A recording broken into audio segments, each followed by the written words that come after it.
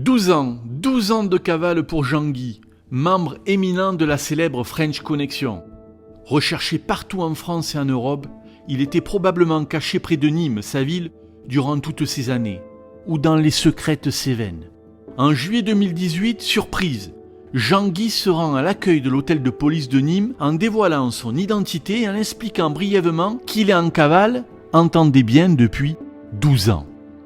Hospitalisé pendant près de 4 mois au CHU de Nîmes, fatigué et à bout de souffle, il a décidé de se rendre. Immédiatement, c'est le branle-bas de combat dans les antennes de la police judiciaire du sud de la France. Jean-Guy est réincarcéré.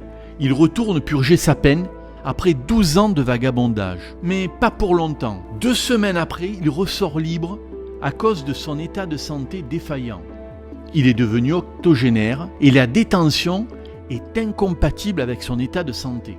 Il est donc placé sous contrôle judiciaire en attendant un nouveau procès pour stupéfiants, pour trafic de drogue.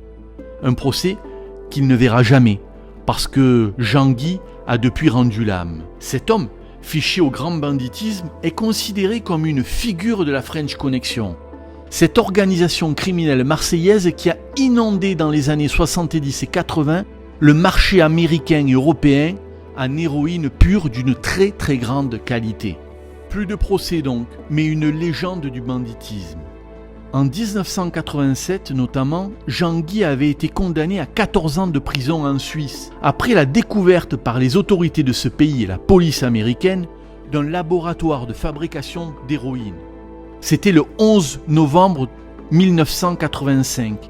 Les policiers avaient investi et découvert dans un discret chalet d'une station de ski suisse 12 kilos d'héroïne pure d'une valeur de 15 millions d'euros. Plusieurs personnes avaient été arrêtées et confondues dans ce dossier international de stupéfiants, l'un des plus gros jamais démantelés sur le territoire suisse.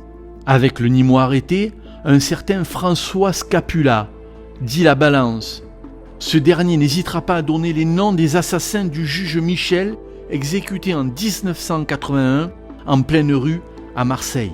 Parmi les arrestations en Suisse, un autre homme est interpellé. Il s'agit de Charles Altieri. Ce dernier sera condamné plus tard pour l'assassinat du juge Michel. On le voit, dans le sillage de Jean-Guy se retrouve le gratin de la pègre marseillaise. En 2007, Jean-Guy avait déjà été condamné, en son absence, à 15 ans de prison au tribunal correctionnel de Marseille.